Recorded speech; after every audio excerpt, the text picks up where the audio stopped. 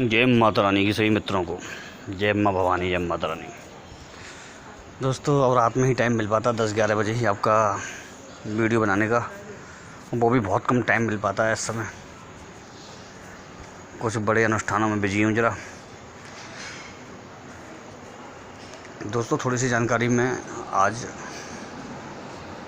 आपको दूंगा मसानी के बारे में। ठीक है, मसानी के बारे में सैकड़ों लोग तरह तरह के प्रश्न पूछते रहते हैं, तो मैंने सोचा आज थोड़ी सी जानकारी डाल ही देते हैं।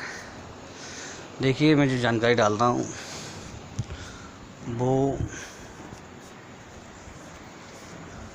गुरु परंपरा से और अनुभव सिद्ध जानकारी है, तो उस हिसाब से आप उसको महसूस भी कर पाएंगे उस चीज़ को कि जो मैं बताता हूँ वही है उस मामले में। तो देखिए, इसमें मसानी की थोड़ी सी जानकारी डाल रहा हूँ।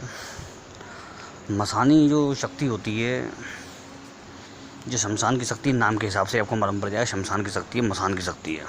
ठीक है, इस शक्ति को रोकना किसी सामान्य साधक के बस की बात नहीं है। कोई सामान्य साधक या तांत्रिक इसको नहीं रोक पाता है। कई बार तो ये बड़े बड़े तांत्रिक और धुरंधरों को भी धता बता के उनका भी बार रोक करके और सामने वाले पर चढ़ाई कर देती है। ठीक है, मसानी में एक चीज़ हमेशा देखी गई है कि ये किसी सौम्य देवता की आज्ञा का पालन नहीं करती है। और अगर किसी सौम्य देवता का कोई अगर साधक भी है तो वो उच्च श्रेणी का साधक है तो वो उसको रोक सकता है, संभाल सकता है। अन्यथा सामान्य साधक तो उसको ना तो रोक सकते हैं ना संभाल सकते हैं। मसानी से जो मसानी को बढ़ने से रोकने वाले देवता होते हैं, आगे बढ़ने से, उसमें शमशान भैरव जो कि मसान से संबंधित होते हैं। दूसरी महाकाली, ठीक है, जो कि मदानंद को आज्ञा देती है, तब मदानंद जा कर के मसानियों को थामती है। चौगानन मदानंद, ठीक है, और एक नगरकोट वाली देवी और एक चौड़ेले की चामुंडा, ये मसानी को आज्ञा देती हैं, रोकती हैं, तब जा कर के मसानी थमती है। अन्यथा मसानी को रोकना छोटी बस शक्तियों के बस की बात नहीं होती है, क्योंकि ये क्रूर कर्म के लिए ही होती हैं। और देवी का जो सबसे खतरनाक उग्र रूप होता है मसान वाला, उसकी शक्तियाँ होती हैं। इसको पहले तो आह्वान करना ही दुष्कर है। आह्वान कर लिया तो उसको भेजना दुष्कर है, और भेज भी दिया तो फिर इसका काम हो कर के ही आता है। ठीक है, सैकड़ों केस ऐसे देखे गए हैं जिनमें मसानी का प्रयोग हो चुका है और उसको काफ़ी समय बीत चुका है। मसानी मसान से ही शुरू, यानी शमशान से शुरू होती है और शमशान पर जाकर ही ख़त्म होती है। यानी कि जिस व्यक्ति पर वो हुई है वो शमशान में ही जाकर के मरेगा, मतलब माँ पहुँचा ही देगी वो उसको शेष में, अगर मसानी प्रयोग हो गया है। कुछ मसानियाँ बहुत ख़तरनाक होती हैं, जिसमें सबसे ख़तरनाक नाम आता है गूंगी मसानी का। आज हमारे उस्ताद से भी हमारी बात हो रही थी तो उन्होंने भी बताया था, लाखन उस्ताद ने, कि इसको बुलवा पाना अच्छों की बस की बात नहीं होती है।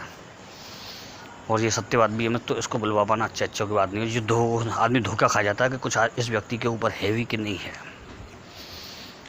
गूंगी मसानी यानी गूंगड़ मसानी, हाड़ मसानी, चैंडला मसानी, बीरम मसानी, छंका मसानी, दाई मसानी, वीर माँ मसानी, तो इस तरह बहुत मसानियाँ हैं।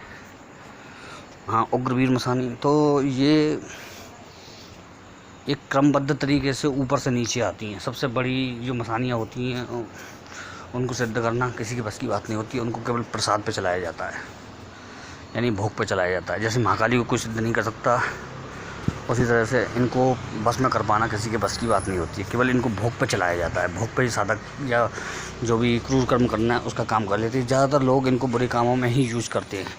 कुछ साधक ऐसे भी हैं जो इनको दूसरे के तंत्र को रोकने में काम में लाते हैं। वो साधक जो अच्छा करना चाहते हैं वो मसानी के द्वारा दूसरे का तंत्र को रोकते हैं, काटते हैं, क्योंकि ये क्रूर कर्म करती है तो ये काटना रोकना बहुत अच्छी तरह जानती है। जहाँ काम सारे के सारे फेल हो जाते हैं तो वहाँ लोग मसानी से काम लिया करते हैं, माँ इसकी शक्ति को आजमाया करते हैं। मावस्या काल रात्रि, अष्टमी, वीर रात्रि, इनमें इसका प्रयोग किया जाता है। अमूमन शमशान का जो पहला पहर होता है वो मसानी का होता है। उस पहर में उसकी शक्ति को चलाया जाता है और वहाँ से ये कार्य करना शुरू करती है।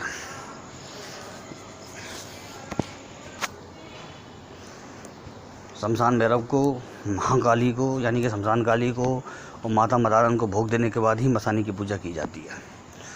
उसके बाद जो क्षेत्रपाल होते हैं, क्षेत्रपाल को जगाने के बाद मसानी अपने आप चल देती है। इसकी जो पूजा होती है वो उग्र रूप में, उग्र स्वभाव में ही होती है। उग्र प्रसाद होता है, तामसी, ठीक है, तामसी प्रसाद पे ही चलती है यार 99%। 1% लोग ऐसे कोशिश करते हैं लेकिन वो हो नहीं पाता। तो थोड़ी सी जानकारी मैंने डाल दी है। मसानी का जिस पे प्रयोग होता है वो धीरे धीरे कमज़ोर पड़ते पड़ते, पीला पड़ते पड़ते उसकी मृत्यु की नौबत आ जाती है। विचार उसके बेकार हो जाते, बुरे विचार हो जाते हैं, उसके सोच समझ बिल्कुल ख़त्म हो जाती है, दिमाग उसका किसी जगह काम नहीं करता है, जो भी सोचेगा वो नेगेटिव ही सोचेगा, उसको तरह तरह की चीज़ें दिखाई देने लग जाती हैं, ऊपरी हवा वगैरह, उसको सपने बहुत बुरे और ख़तरनाक शमशान वगैरह के आते हैं, धूल मट्टी राख के, मरते हुए जलते हुए के, हवा में से ऊपर से गिर के किसी जगह घायल होने के सपने आते हैं। अमूमन किसी नुकीले तारों पे या नुकीली मतलब कीलों पे या ऐसी जगह गिरने के सपने उसको आते हैं अक्सर। तो मसानी के प्रयोग जो करने वाले होते हैं वो पहले अपना बंधन बहुत अच्छा करते हैं, सुरक्षित करते हैं, तभी वो इसको प्रयोग कर पाते हैं। अन्यथा मसानी सामने वाले का काम करने से पहले उनका ही काम कर देती है। ठाकुर तो गयो, उनका ही काम कर देती है। तो इसीलिए इसको करने वाले बहुत सावधान होते हैं, बहुत उच्च जानकारी वाले ही होते हैं, क्योंकि उनको मालूम है एक बार चल गई तो उसको रोकना नामुमकिन है। वचन में बांध के ही मसानी को भेजा जाता है कि तू इस काम को इस समय में इतनी अवधि में कर करके वापस आएगी, ठीक है ना, इस तरह से। और नहीं तो उस अवधि में काम नहीं होता है, हो पाता है, या सामने वाला किसी विद्या से उसको रोक देता है, तो जो भेजने वाला उसकी दुर्गति हो जाती है फिर, क्योंकि वो काम उस अवधि में नहीं होता तो उसके ऊपर आ जाती है वो चीज़। तो इसलिए इसको करने वाले कम ही होते हैं। मसानी को अमूमन शुद्ध साधक या सात्विक साधक प्रयोग नहीं किया करते। वो बड़े देवताओं की या महाविद्याओं की उपासना करते हैं। महाविद्याओं के साधकों के ऊपर मसानी का प्रयोग कम ही हो पाता है, क्योंकि महाविद्या कई जैसे तारा हुई, धूमावती हुई, बगलामुखी हुई, महाकाली हुई, इनके जो अच्छे साधक होते हैं उन पर मसानी के जो प्रयोग होते हैं वो फेल हो जाते, पलट जाते हैं, मतलब अपने आप ऑटोमेटिक।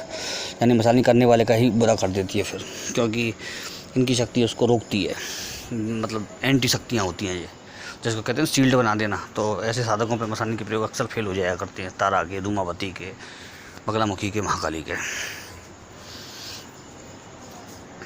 जी मसानी की मैं थोड़ी सी आपको जानकारी दी है।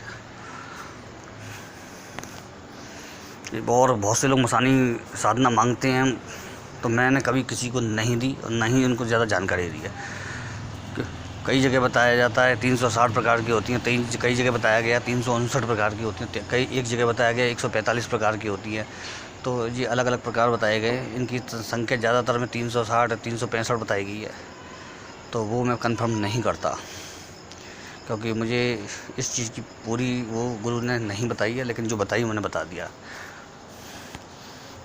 इसीलिए इसकी जो किसी से साधना सिद्धियाँ आप लेते हैं मसानी सिद्ध करने के लिए, तो आप तैयार हो जाइए खतरों से खेलने के लिए, क्योंकि आपके घर में दिक्कत हो जाएगी ज़रा सी गलती होने पर, और वो दिक्कत कोई भी सही नहीं कर पाएगा। जी पक्की बात है, जीवन भर का एक ठप्पा लग जाएगा आपके ऊपर किसी चीज़ का गलत होने का। तो इसकी साधना या इसकी जो सिद्धियाँ करना चाहते हैं तो वो बिल्कुल अलर्ट हो जाए, क्योंकि इनका भोग भी ज़रा गलती में बिगड़ जाता है, और ज़रा सी गलती में इनकी साधना बिगड़ जाती है, क्योंकि भोग प्रधान साधना बहुत खतरनाक होती हैं। चलिए तो थोड़ी सी मैंने जानकारी थी वो डाल दी मैंने। वैसे तो इसका एक घंटे का वीडियो बनता है, इतनी जानकारी मैं इसके बारे में रखता हूँ, क्योंकि अभी इनके नाम हैं, इनके अलग अलग तरीके के भोग हैं, किस भोग को किस दिशा में दिया जाता है, किस भोग में कौन सा आवरण रखा जाता है, किस भोग में कौन सी देवता को पहले आगे लगाया जाता है, वो सब होती है। तो वो 1 घंटे का वीडियो बन जाता, लेकिन समय अभाव के कारण मैं इतना ही दे पा रहा हूँ आपको। जय माँ भवानी, जय माता रानी।